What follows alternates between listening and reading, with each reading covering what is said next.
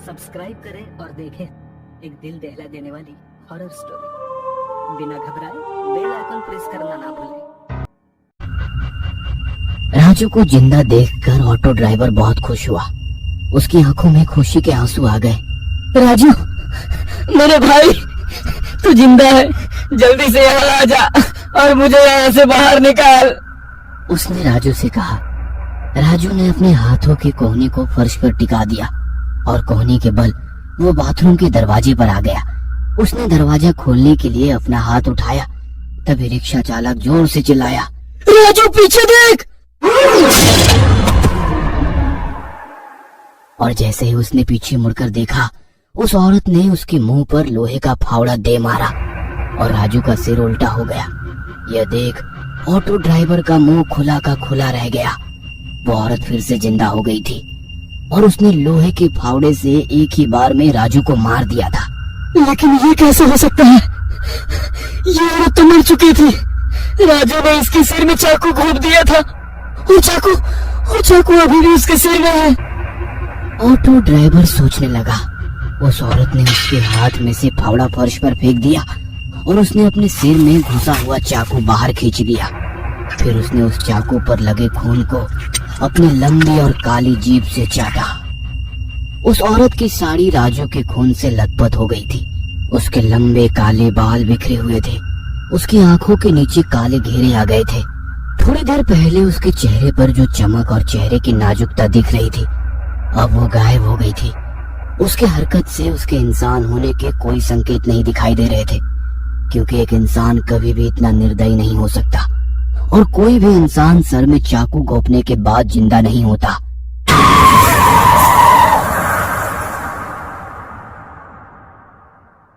राजू की लाश खून से लथपथ जमीन पर पड़ी थी। उस औरत ने राजू की लाश उठाई। उसने राजू का सिर अपने कंधों पर रख लिया। तभी टेबल पर रखा हुआ म्यूजिक प्लेयर अचानक से चालू हो गया और गाना बजने लगा।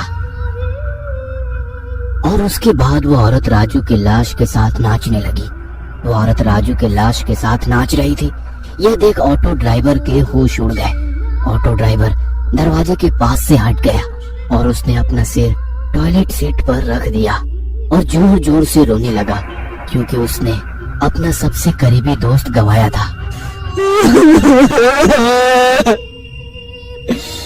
मैं यहाँ से बाहर कैसे निकलूंगा?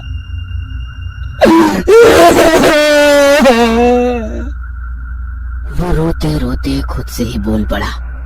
उसे पता चल गया था कि वो औरत या तो भूत या फिर चुड़ैल है और उस चुड़ैल का मकसद सिर्फ उसकी मौत है। उसने आंखें मूंद ली और भगवान का ध्यान करने लगा। कुछ देर बाद वह भगवान का ध्यान करते हुए सो गया, लेकिन कुछ ही समय में किसी ने उसे गाल पर जोर से थप्पड़ मार दिया। कौन है? कौन है? ऑटो ड्राइवर नींद से जागते हुए बोला। बाथरूम में चारों ओर देखा। उसके और उसकी लाशों के सिवा बाथरूम में कोई नहीं था। उसने पीछे मुड़कर मेज के नीचे लाश को देखा। वो अभी भी अपने हाथों और पैरों को फैलाकर लेटी हुई थी और उसकी आंखें और मुंह खुले थे। ऑटो ड्राइवर की नजर उस लाश की जांघ पर गई। उसकी जांघ के नीचे एक काली कवर वाली डायरी थी। उसे लगा कि उसे कोई आभास हुआ होगा, इसलिए वह फिर से सो गया। जब वो सो गया तो किसी ने उसे पीछे से उसके पिछवाड़े में लात मारी।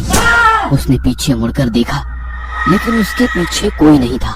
वहां केवल मेज के खोखले में उसी ऑटो ड्राइवर की लाश पड़ी हुई थी, जो उसका मोबाइल निगल गया था। तभी उसके मन में एक सवाल आया, क्या इसी लाश ने तो मुझे लात नहीं मारी? वो मन ही मन बोल पड़ा। तभी उसकी नजर उस लाश की जांघों पर पड़ी और उसके रोंगटे खड़े हो गए, क्योंकि थोड़ी देर पहले जो डायरी उस लाश के जांघ के नीचे थी, वो अब उसकी जांघ से बाहर निकली थी। इसका मतलब यह था कि या तो वो डायरी खुद चलकर उस लाश की जांघ के बाहर निकली होगी या फिर वो लाश वहां से सड़क गई होगी।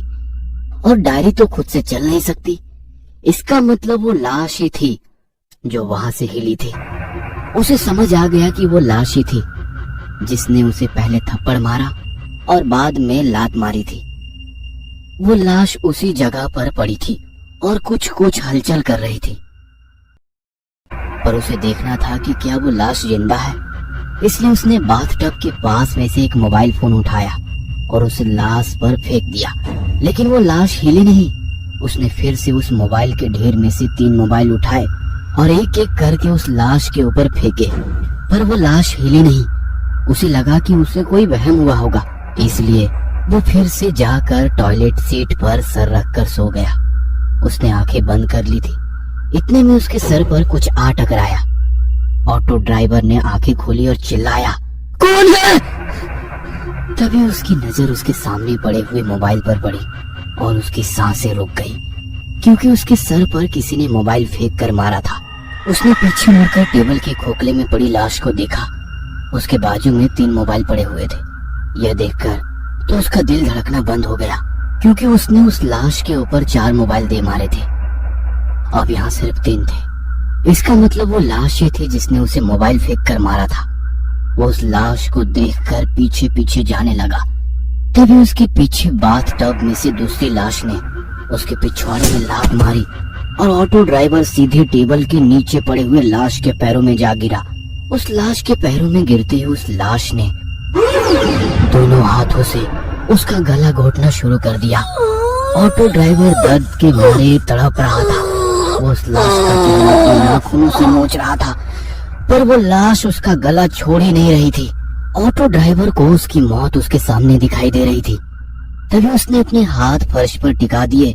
उसका नसीब अच्छा था कि उसे अपना चाकू फर्श पर मिला और उसने चाकू को उठाकर सीधा उस लाश के आंखों में घुसेड़ दिया और वैसे ही लाश सुन पड़ गई। उसने ऑटो ड्राइवर का गला छोड़ दिया और बेजान होकर नीचे पड़ गई। ऑटो ड्राइवर वहां से उठ गया और टॉयलेट सीट पर जाकर चढ़ गया। उसकी सांसें अटक रही थी। अब उसकी बाईं ओर टेबल के नीचे पड़ी हुई लाश थी और दाईं ओर बाथटब जो लाशों से भरा हुआ था। हे भगवान, मुझे यहाँ से बाहर निकालो। मैं फिर कभी शराब नहीं पीऊंगा, गालियां नहीं दूंगा, हमेशा आपकी पूजा करूंगा, किसी भी औरत की तरफ नहीं देखूंगा। आपका है तो मैं सन्यासी बन जाऊंगा, पर मुझे इस बाथरूम से बाहर निकालो भगवान, बाहर निकालो। मैं आपसे विनती करता हूँ, भगवान। ऑटो ड्राइवर ने भगवान से प्रार्थना की, तू कभी यहाँ से बाहर नहीं निकल पाएगा, ना जिंदा ना मुर्दा। उसके बाद वो जोर जोर से हंसने लगी। ऑटो ड्राइवर ने अपने कान बंद कर लिए और भगवान का नाम लेना शुरू कर दिया। हे राम, हे राम, हे राम, हे राम, हे राम, हे राम। पर भगवान का नाम लेते हुए उसके मन में एक ही सवाल आया, क्या भगवान उसके इस गलती के लिए माफ कर देंगे? क्योंकि उसने एक औरत की इज्जत लूटने की कोशिश की थी। उसके मन में ना जाने कौन सा ख्याल आया और उसने भगवान का नाम लेना बंद कर दिया। कुछ देर बाद सुबह हो गई थी और वो सोचने लगा, क्या मेरे इस गलती की सजा सिर्फ मौत है? क्या सच में मैं इस बाथरूम के बाहर कभी नहीं निकल पाऊंगा? क्या मैं कभी अपने बीवी बच्चों को नहीं देख पाऊंगा?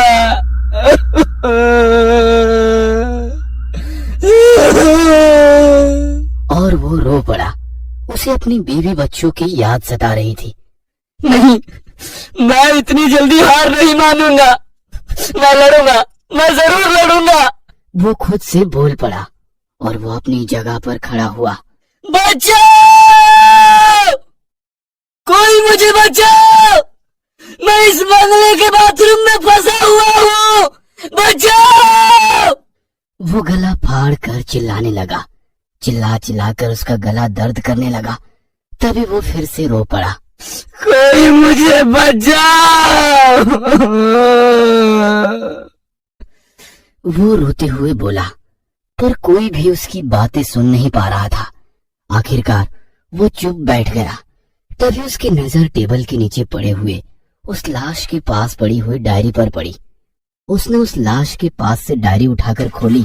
उसने डायरी में नाम पढ़ा, महेश सातारकर। वो शायद उसी की डायरी थी जिसमें वो हर दिन बिताए हुए अपने दिन के बारे में लिखा करता था।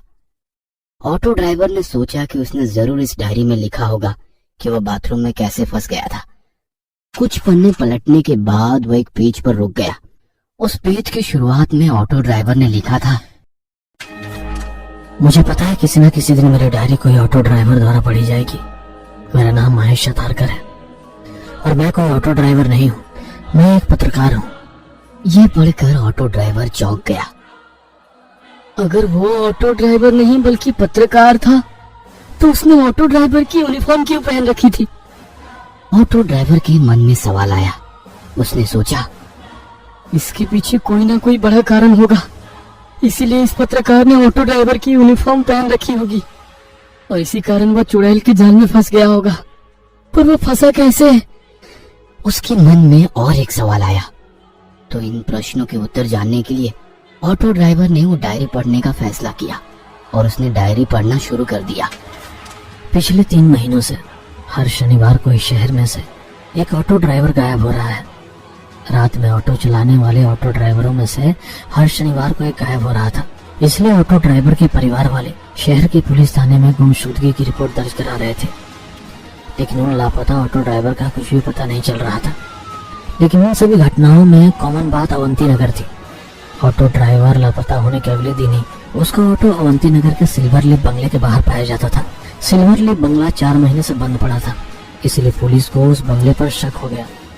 पुलिस को शक था कि उन सभी ऑटो ड्राइवरों का किसी साइको ने अपहरण कर लिया है, क्योंकि सभी ऑटो ड्राइवर शनिवार की रात से लापता हुए थे और उनके खाली ऑटो सिल्वर लिप बंगले के बाहर पाए गए थे। इस वजह से पुलिस ने सिल्वर लिप बंगले की तलाशी ली, लेकिन उन्हें बंगले में कुछ भी संदिग्ध नहीं मिला, इसलिए पुलिस ने उस बंगले को अनदेखा कर दिया। मैं एक पत्रकार था, इसलिए मैंने फैसला किया कि मैं ऑटो ड्राइवरों के लापता होने का कारण जानकर ही रहूंगा और मैंने जांच शुरू की। तो मुझे पता चला कि जो ऑटो ड्राइवर लापता हो गए थे वह रात में गुलाबगंज इलाके में ऑटो चलाते थे।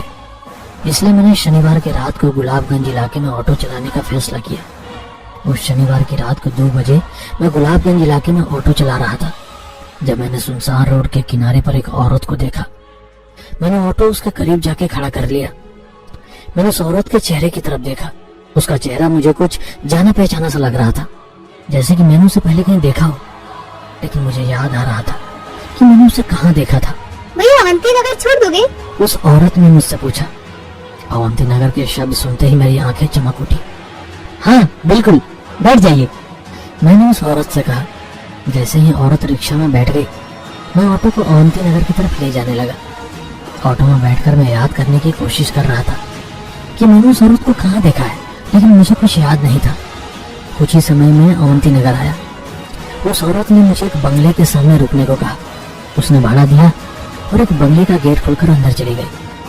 मैंने उस बंगले को देखा और मेरी आंखें खुली की खुली रह गई, क्योंकि उस बंगले का नाम सिल्वर लिप था।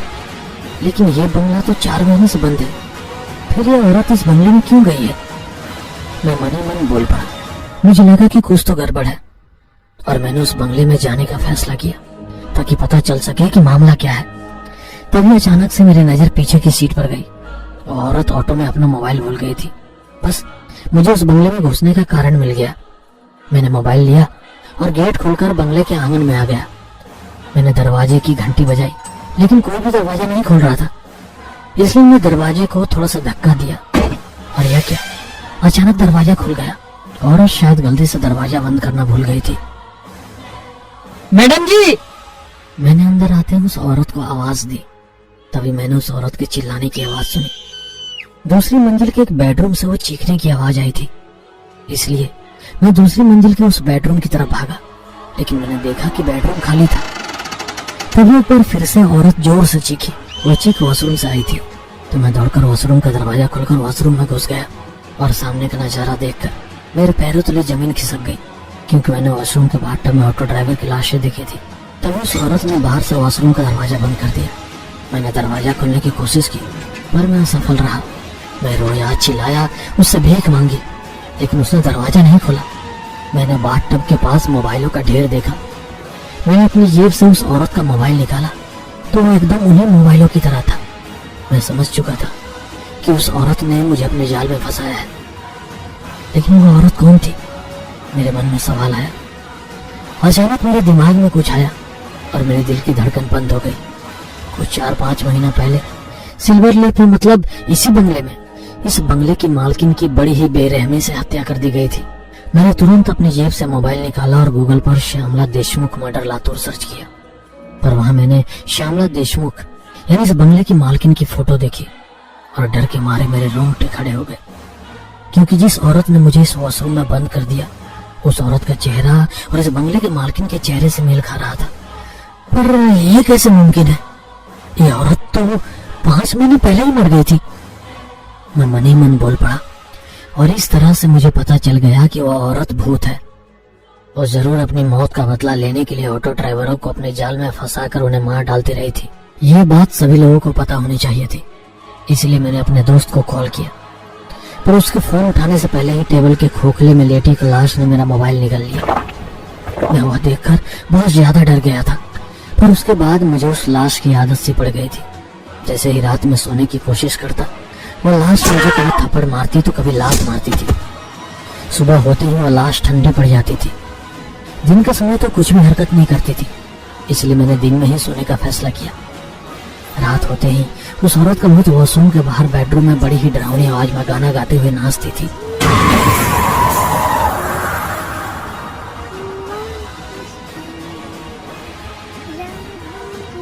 उसकी आवाज सुनकर मेरे कान दर्द करते थे। हर वक्त मेरी नजर वॉशरूम में पड़ी लाशों पर जाती थी। उसमें से आधे ऑटो ड्राइवर तो उस वॉशरूम में बिना खाने पीने के तड़प के मर गए थे। मैं हमेशा सोचता था कि वो औरत इन सभी की मौत कैसे देख पाती होगी। उस औरत की हत्या बेहद ही बेदर्दी से हुई थी। शायद इसीलिए मरने के बाद वो इतनी क्रूर बन गई थी। कहानी के अगले एपिसोड में हम देखेंगे कि आखिर वह औरत भूत सिर्फ ऑटो ड्राइवर्स को ही क्यों मार देती थी, और अगले एपिसोड में हम ये भी देखेंगे कि उस औरत का खून किस वजह से और किस तरीके से किया गया। ये कहानी आपको अच्छी लगी हो तो हमें सब्सक्राइब करें